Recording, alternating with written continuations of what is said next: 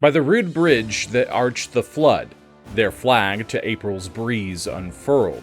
Here once the embattled farmers stood, and fired the shot heard round the world.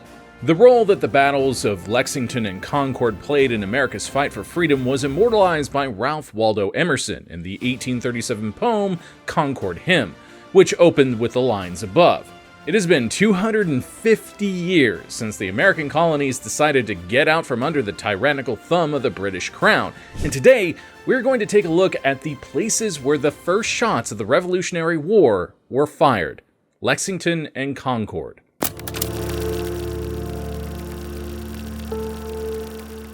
Before we get to the fighting, let's get to know the towns a little better since they were both around for over a century before the shooting started. Located in Middlesex County, Massachusetts, nowadays they are considered part of the Great Boston metropolitan region. Since Lexington and Concord are almost always mentioned in the same breath, you might be forgiven if you thought that they were right next to each other, when in fact they are separated by the towns of Lincoln and Bedford. There was, however, a time when they adjoined, since both Lincoln and Bedford were incorporated using land split off from Concord.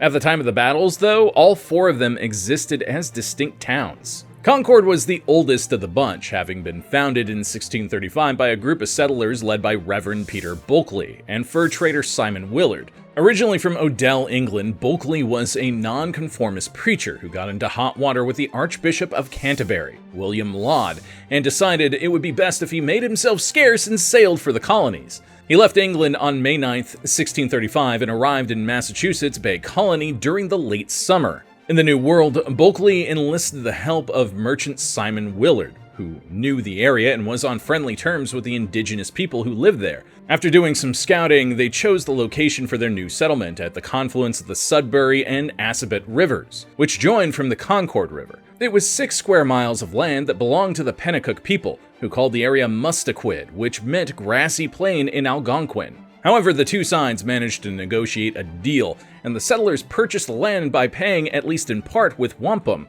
hatchets, knives, hoes, shirts, and cotton cloth. According to local tradition, the bargain was struck under an old oak known as Jethro's Tree, and the new town was incorporated on September 12, 1635, and was named Concord to commemorate the peaceful transfer of land, which, as we all know, is not how things always went down. The original settlers consisted of Bulkeley, Willard, and 12 other families. They were each awarded a lot to build a house, plus a portion of planting ground and meadowland. Here's how early Concord would have looked. The first houses were thinly scattered from what is now Concord Square to Miriam's Corner. They were constructed by the driving or setting of upright stakes or logs at the foot of the hill, and the placing thereon of stringers or poles, which, resting on the sloping ground, formed a roof admitting of a room beneath by the removal of earth. The roof poles were covered with sods or brushwood thatched with grass. The fireplaces were against the bank, and for light, the doors may have served a partial purpose, supplemented by 1 or 2 small apertures, closing with sides or filled with oiled paper. In early 1636, after the settlers had finished with their own homes, they started work on a meeting house and a cemetery, now known as Old Hill Burying Ground.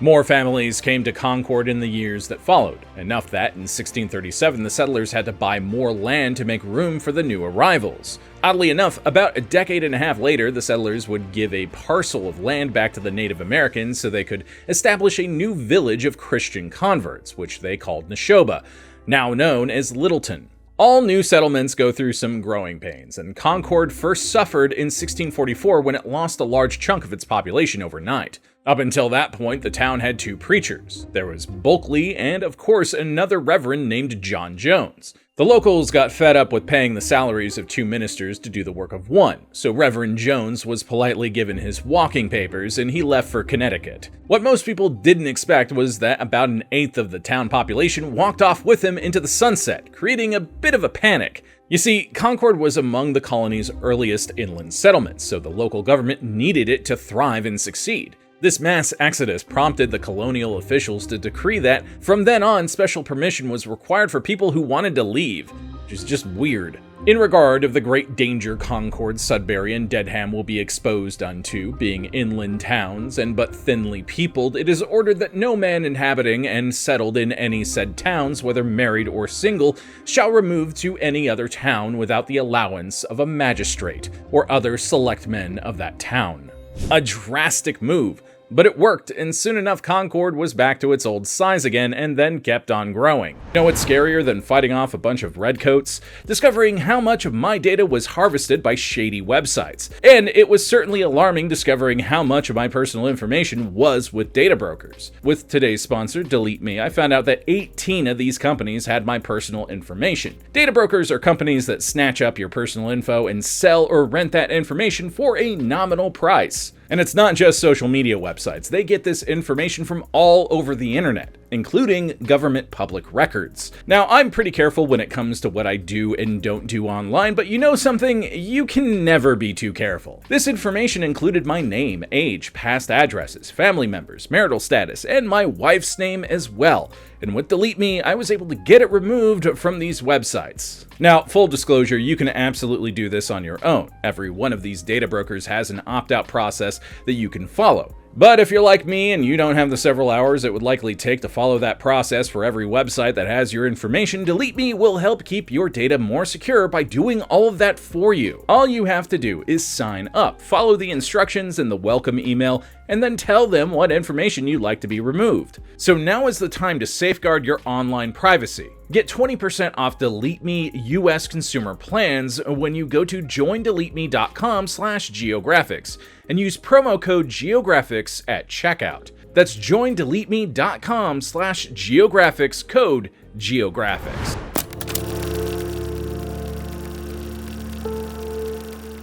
The story of Lexington is far shorter than that of Concord because for the first 80 years of its existence, it wasn't its own town, but rather a part of Cambridge, Massachusetts. The city of Cambridge was originally settled during the 1630s, and it soon expanded in both terms of land and population. The area that would later become Lexington was officially named the North Precinct, but was more commonly known as Cambridge Farms. Located in the remote northwest region of the settlement, it was mostly used to grow hay.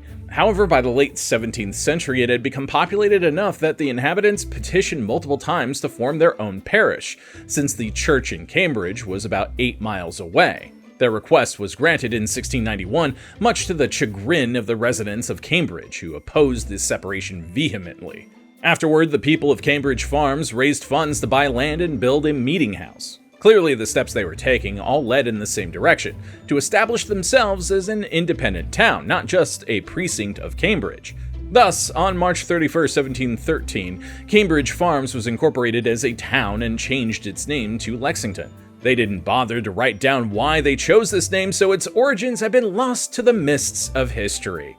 The two most popular theories claim that it was either named after an English peer named Robert Sutton, Baron Lexington, who was related to the governor of Massachusetts, or a village in Nottinghamshire called Laxton, which used to be known as Laxington centuries earlier. No one knows for sure, so pick whichever you prefer. Once Lexington was officially a town, the residents immediately held elections to fill the crucial town offices, which included 5 selectmen, 2 constables, a town clerk, 3 assessors, 3 taxmen, and the sealers of weights and measures. If you're wondering about that last one, his job was to make sure that all the commercial scales and measuring devices were accurate. A pretty big deal back then, especially in a farm town. His name was Joseph Tidd, if you're interested. Once all that was sorted, Lexington settled into a quiet existence, at least for the next few decades.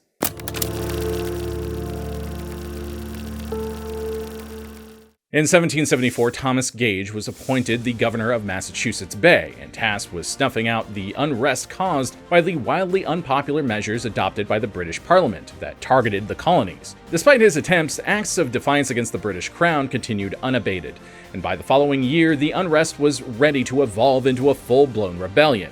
Gage knew that militias throughout the colonies had begun stocking up on gunpowder, weapons, and other supplies in the event of war against England. He hoped he could prevent or at least delay an open conflict by destroying those military stores. So in April 1775, he sent an army of 700 regulars led by Lieutenant Colonel Francis Smith to Concord to do just that. The troops left Boston on the evening of April 18th. Fortunately for the colonists, the militia in Concord was warned of their impending arrival thanks to Paul Revere. But if you want to learn more about that event, check out the biographics video we have on him to find out how his iconic midnight ride actually happened. Anyway, in the early hours of April 19th, the Redcoats were on the road to Concord.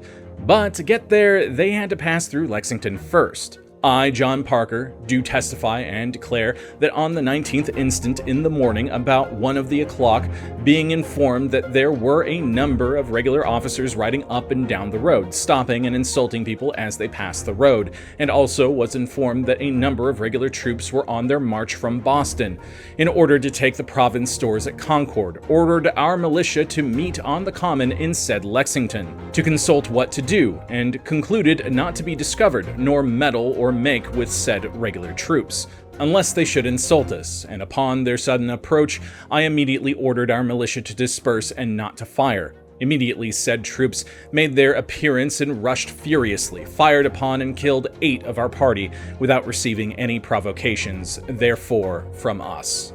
That is the account given by Militia Captain John Parker, relating what happened at Lexington on that fateful morning on April 19th, 1775. As you can see from his report, the fighting at Lexington was more of a quick skirmish than an open battle. Parker had around 80 men under his command, and he faced an advance guard of light infantry led by Major John Pitcairn of about 100 soldiers. The colonial militia mainly gathered in town for display purposes. They were arranged in formation in full view, but without blocking the road. It was intended as a show of strength, not as a fighting force. After all, no war had been declared yet. Most of the supplies in Concord had already been moved. If cooler heads had prevailed, the whole thing would have fizzled out without any bloodshed that day. The regulars would have simply gone to Concord, done their search, found nothing, and then marched back to Boston. But, of course, that's not what happened. This was a day for the history books. Unsurprisingly, even though the British had no business in Lexington, they weren't going to just ignore an assembled militia giving them the stink eye. Major Pitcairn ordered his men to surround the colonists and disarm them. Immediately after, Parker told his men to disperse. Both commanders explicitly ordered their soldiers not to fire, but someone with an itchy trigger finger fired anyway. We don't know who, we don't even know which side he was on, but one anonymous man decided to get the ball rolling on this whole revolution thing. Although, just to be clear, this wasn't the shot heard round the world that Emerson referred to. That one happened a bit later in Concord, even though this one happened first. With that shot, the tense scene erupted into chaos and violence as the British regulars broke ranks, opened fire, and charged at the militia with their bayonets. This greatly angered Major Pitcairn, who kept shouting at them to stop shooting. He remained highly critical of their actions that night until his final day, which came just 3 months later at the Battle of Bunker Hill. Once the dust had settled, 8 militiamen were dead and another 10 injured, as was 1 redcoat. The arrival of Lieutenant Colonel Francis Smith brought everyone under control again, and both he and Pitcairn gave their men a quick dressing down for their behavior. But despite this disgraceful episode, they still had a job to do, so the soldiers dusted themselves off, reloaded their guns, and marched on to Concord.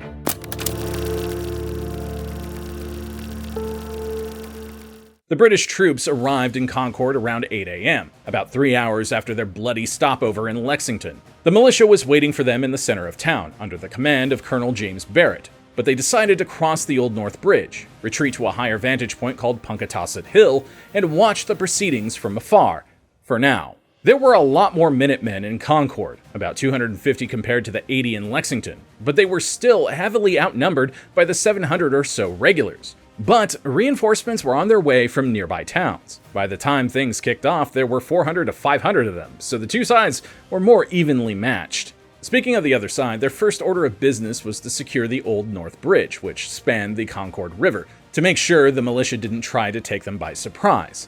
Afterward, they split up into several companies and began searching the town and nearby farms for gunpowder, cannons, and other supplies. However, the colonists had had ample opportunity to move most of them to safer locations. The regulars found 1 cannon, some muskets, and cannonballs, but it was hardly the arsenal they hoped for. At this point, the British troops were almost finished with their objective. There was still a chance that they could have avoided any more bloodshed and returned to their barracks in Boston by supper time, if not for one boneheaded decision. Among the supplies that the British soldiers found were some gun carriages and other utensils made out of wood. Instead of simply smashing them to bits, they decided to gather them in a pile and set them on fire. When the militia saw smoke rising from Concord, they mistakenly believed that the redcoats had begun torching the town. This finally spurred them into action. The militia, reinforced with companies from other towns, began their march back to Concord. As the Minutemen approached in formation, the redcoats hunkered down to defend the North Bridge. There were fewer than 100 regulars present, so this time, the British were severely outnumbered. Tensions were sky high, and just like in Lexington, nobody actually gave the order to fire. Someone, however, delivered that shot heard round the world that Ralph Waldo Emerson wrote about, and changed the course of history. His identity, however, just like in Lexington, remains forever a mystery. The first volley killed Captain Isaac Davis, who led the action company, and one of his men. This time, the Minutemen promptly returned fire and killed 2 on the other side and fatally injured a 3rd. But let's go straight to a first-hand account courtesy of Minuteman and Reverend Joseph Thaxter. I was an eyewitness to the following facts. The people of Westford and Acton, some few of Concord, were the first who faced the British at Concord Bridge. The British had placed about 90 men as a guard at the North Bridge. We had then no certain information that any had been killed at Lexington. We saw the British making destruction in the town of Concord. It was proposed to advance to the bridge. On this, Colonel Robinson of Westford, together with Major Buttrick, took the lead. Strict orders were given not to fire unless the British fired first. When they advanced about halfway on the causeway, the British fired 1 gun, a second, a third, and then the whole body. They killed Colonel Davis of Acton and Mr. Hosmer. Our people then fired over one another's heads, being in a long column, 2 and 2. They killed 2 and wounded 11. Lieutenant Hawkstone said to be the greatest beauty of the British Army had his cheek so badly wounded that it disfigured him much, of which he bitterly complained. On this, the British fled and assembled on the hill, the north side of Concord, and dressed their wounded, and then began their retreat. Believe it or not, that was the whole battle. Even though the fleeing soldiers eventually met up with the rest of the British forces, they were too disorganized and demoralized to mount a counterattack. Plus, the officer in charge, Lieutenant Colonel Francis Smith, was dawdling a bit. He was expecting reinforcements, but he didn't know where they were or when they would arrive. Eventually, uncertainty got the best of him, and he gave the order to retreat to Boston.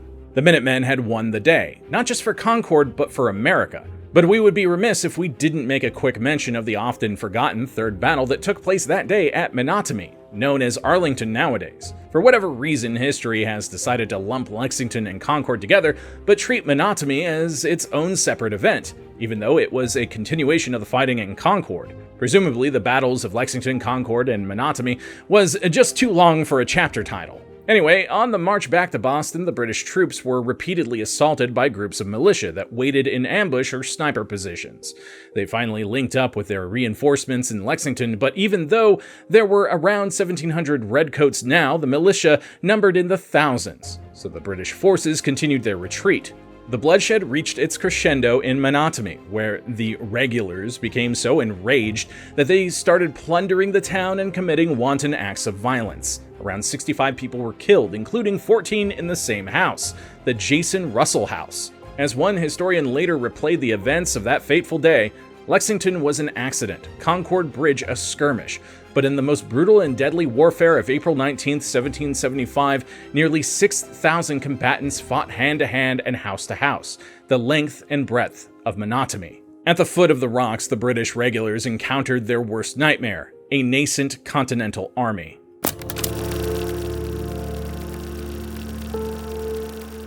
After the war was over and the United States of America gained its independence, Lexington and Concord resumed their status as quiet, sleepy little towns. However, they experienced steady growth and prosperity thanks to their proximity to Boston, which firmly established itself as one of the country's financial and cultural centers. Lexington remained a farming community for a long time, supplying Boston with food, and it wasn't until modern times that it went through a period of heavy urbanization. Unsurprisingly, its colonial history and role in the War of Independence are still what Lexington is best known for, and most of its points of interest are buildings and places from those times.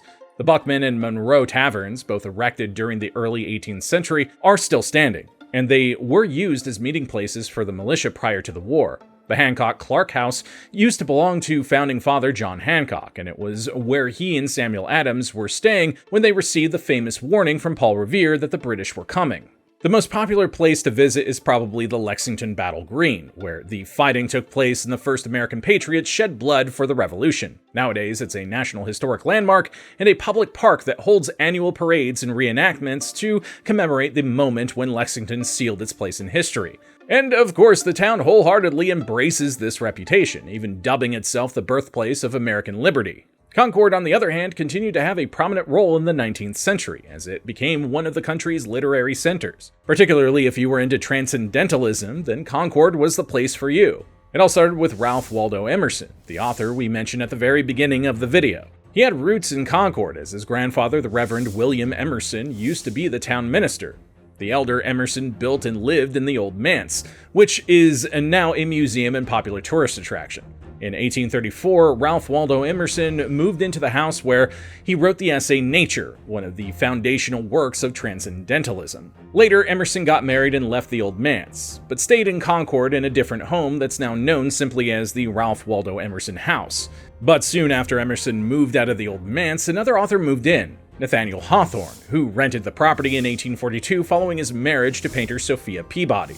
While Hawthorne lived there, his neighbor was the poet Ellery Channing. When he moved out, he bought another prominent house in Concord known as the Wayside, which at various points was also home to Louisa May Alcott, author of Little Women, and Margaret Sidney, the children's books writer. There's all this literary talent, and we haven't even mentioned Concord's own native son yet, Henry David Thoreau, who was born in 1817 at the Wheeler Minot farmhouse in the eastern part of the town. In 1845, Thoreau moved into a small cabin by a body of water located between Concord and Lincoln known as Walden Pond. The years of simple living he spent there inspired Thoreau to write his most famous work, Walden. But it was something else that earned him notoriety with the locals of Concord, the time when he almost burned the whole place down. Even before moving to his cabin, Thoreau enjoyed camping in the woods outside of town. On April 30th, 1844, he started a campfire to cook his fish, which accidentally set alight the dry grass and spread to the forest nearby. The blaze quickly raged out of control, and by the time it was put out, it had destroyed around 300 acres of land. Obviously, the people of Concord weren't happy, and they would not let Thoreau forget his blunder. For years afterward, whenever they saw him, they taunted him with cries of "Woods burner." And thanks again to Delete Me for sponsoring this video. Remember to follow the link in the description and pin comment to get 20% off your subscription. It's a small price to pay to help keep your private data safe from bad actors. I hope you learned something today, and if you enjoyed this video, be sure to deploy your likes, comment a historical figure or event we haven't covered yet. Subscribe and ring that bell and share this video with someone who loves learning about historical figures. I'm Eric Malachite, and we'll see you next time.